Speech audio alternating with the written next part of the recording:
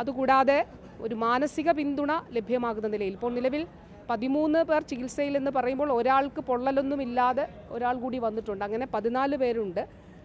ആളെ കൂടി അദ്ദേഹത്തിനൊരു ഏതെങ്കിലും തരത്തിലുള്ളൊരു അസ്വസ്ഥതയോ, കാരണം ഈ ഒരു സംഭവത്തിൽ നിന്ന് ഓടി രക്ഷപ്പെട്ട ഒരാളാണ്.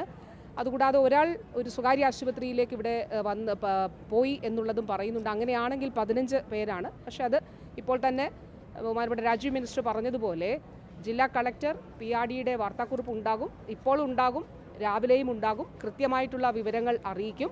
അതുകൂടാതെ ജില്ലാ കളക്ടറേറ്റിൽ കൺട്രോൾ റൂം തുറന്നിട്ടുണ്ട്, ആശുപത്രിയിൽ കൺട്രോൾ റൂം തുറന്നിട്ടുണ്ട്. ഇതെല്ലാം ഡിസാസ്റ്റർ മാനേജ്മെൻറ്റിൻ്റെ ഡെപ്യൂട്ടി കളക്ടർ കോർഡിനേറ്റ് ചെയ്യും. കൃത്യമായിട്ടുള്ള വിവരങ്ങൾ എല്ലാവരെയും അറിയിക്കുന്നതിന് വേണ്ടി, പ്രത്യേകിച്ചും ബന്ധുക്കളെയും പ്രിയപ്പെട്ടവരെയും മാധ്യമ പ്രവർത്തകരെയും അറിയിക്കുന്നതിന് വേണ്ടിയിട്ടുള്ള ക്രമീകരണങ്ങളാണ് ചെയ്തിട്ടുള്ളത്. ഒരു മാനസിക പിന്തുണ നൽകുന്നതിനും ഇതിലൊരു ആശങ്ക ഉണ്ടായ അല്ലെങ്കിൽ ഏതെങ്കിലും ഈ സംഭവത്തിൽ കണ്ട അല്ലെങ്കിൽ രോഗികളായിട്ടുള്ള ബന്ധുക്കളായിട്ടുള്ള എല്ലാവർക്കും ആ നിലയിലുള്ള കൗൺസിലിംഗ് ആവശ്യമായിട്ടുള്ളവർക്ക് അതുകൂടി ഇവിടെ സജ്ജമാക്കിയിട്ടുണ്ട്.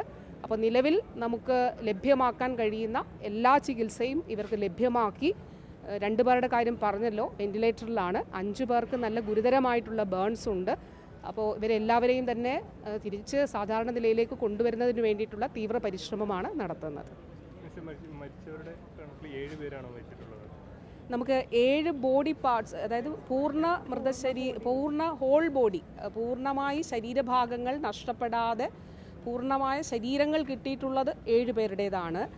എന്നാൽ 9 ബോഡി പാർട്സ് കിട്ടിയിട്ടുണ്ട്, പല ഭാഗങ്ങളായിട്ട് കിട്ടിയിട്ടുണ്ട്. അപ്പോൾ അത് 2 പേരുടെയാണോ അങ്ങനെയൊന്നും നമുക്ക് ഐഡൻറ്റിഫൈ ചെയ്യാൻ കഴിയുന്നില്ല. അപ്പോൾ അതിൽ തിരിച്ചറിയാൻ കഴിയുന്ന, അതായത് ഒറ്റ നോട്ടത്തിൽ തിരിച്ചറിയാൻ കഴിയുന്ന ബോഡി പാർട്സ് ഉണ്ട്. എന്നിരുന്നാലും നമ്മുടെ പ്രോട്ടോക്കോൾ അനുസരിച്ചും എല്ലാത്തിലും തന്നെ ഒന്ന് DNA സാമ്പിൾ എടുക്കുക എന്നുള്ളതാണ്. ഈ മൃതശരീരങ്ങളെല്ലാം തന്നെ കത്തിക്കരിഞ്ഞ അവസ്ഥയിലാണ് ഉള്ളത്. പിന്നെ ചില ബോഡീസൊക്കെ ഐഡൻറ്റിഫൈ ചെയ്തത് ചില ഇപ്പോൾ കടുക്കൻ ഉണ്ടായിരുന്നു, അങ്ങനെയൊക്കെയുള്ള ചില കാര്യങ്ങൾ വെച്ചിട്ട് ഐഡൻറ്റിഫൈ ചെയ്തിട്ടുള്ളതാണ്. അങ്ങനെയാണ് 4 എണ്ണം ഐഡൻറ്റിഫൈ ചെയ്തിട്ടുള്ളത്. ഒരു തർക്കങ്ങൾ ഒഴിവാക്കുന്നതിന് വേണ്ടി DNA സാമ്പിളിംഗ് നടത്തണം എന്നുള്ളത് തീരുമാനിക്കുകയും എത്രയും പെട്ടെന്ന് മണിക്കൂറുകൾക്കകം തന്നെ നമ്മുടെ RGCBയിലെ വിദഗ്ധ സംഘം ഇവിടെ എത്തി അതിൻ്റെ സാമ്പിൾസ് എടുക്കും. അത് പരിശോധനയ്ക്ക് അതിൻ്റെ മറ്റ് ഫർദറായിട്ടുള്ള നടപടികളിലേക്ക് അവരത് കൊണ്ടുപോവുകയും ചെയ്യും.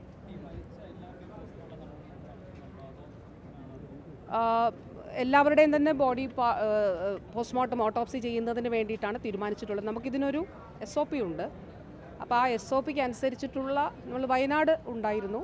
അപ്പോൾ വയനാട് ഇതേപോലെ തന്നെ നമുക്ക് ബോഡി പാർട്സ് കിട്ടുമ്പോൾ നമ്മളതിനൊരു പ്രോട്ടോക്കോൾ രൂപീകരിച്ചിരുന്നു, അതിലെന്താണ് ചെയ്യേണ്ടത് എന്നുള്ളത്.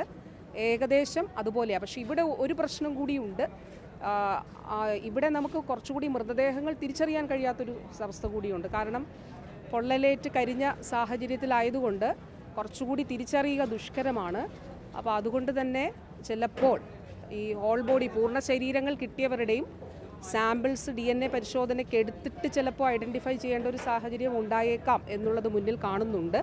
ഏതായാലും അപ്പോൾ ഇന്നിപ്പോൾ നമുക്ക് അധികം കോളുകളിലൊന്നും ആശുപത്രിയിൽ അങ്ങനെ വന്നിട്ടില്ല എന്നുള്ളത് പറയുന്നുണ്ട്. ഇത് വിവരമറിഞ്ഞ് നാളെ കൂടുതൽ ആളുകൾ ഒക്കെ വരാനുള്ള സാധ്യത മുന്നിൽ കണ്ടുകൊണ്ട് തന്നെ കളക്ട്രേറ്റിലും അതോടൊപ്പം തന്നെ ഇവിടെയും 24 മണിക്കൂറും പ്രവർത്തിക്കുന്ന കൺട്രോൾ റൂം വെൽ അപ്ഡേറ്റഡ് ആയിട്ടുള്ള അപ്പോഴുള്ള വിവരങ്ങൾ അറിയുന്ന താലൂക്കിലും വില്ലേജിലും കൂടി അതിൻ്റെ ഭാഗമായിട്ട് ഉണ്ട്.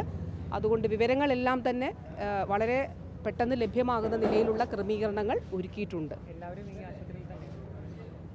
ഇപ്പോൾ ഞാൻ പറഞ്ഞല്ലോ 13+1 ഒരാൾ എന്ന് പറയുമ്പം അവിടെ നിന്ന് ഓടി രക്ഷപ്പെട്ട ആളാണ്. പിന്നെ വന്നിട്ട് പോയ ഒരാൾ കൂടിയുണ്ട്. അപ്പോൾ അങ്ങനെ മൊത്തത്തിൽ കണക്കെടുക്കുമ്പോൾ 15 പേരെന്നാണ് നമുക്ക് മനസ്സിലാവുന്നത്. 13 പേർ ഇവിടെ അഡ്മിറ്റഡ് ആണ്. മറ്റേ ഒരാളെ കൂടി ഇവിടെ അഡ്മിറ്റ് ചെയ്ത് ചിലപ്പോൾ ഇത്രയും വലിയൊരു ദുരന്തത്തിൽ നിന്ന് ഓടി രക്ഷപ്പെട്ടു വന്ന ഒരാൾ എന്നുള്ള നിലയിൽ അദ്ദേഹത്തിന് ഒരു സപ്പോർട്ട് ആവശ്യമായിട്ട് വരും. അപ്പോൾ ആ ഒരു പിന്തുണ കൂടി നൽകാനായിട്ട് പറഞ്ഞിട്ടുണ്ട്. മറ്റ് 13 പേരും ഇവിടെ ചികിത്സയിലാണ്.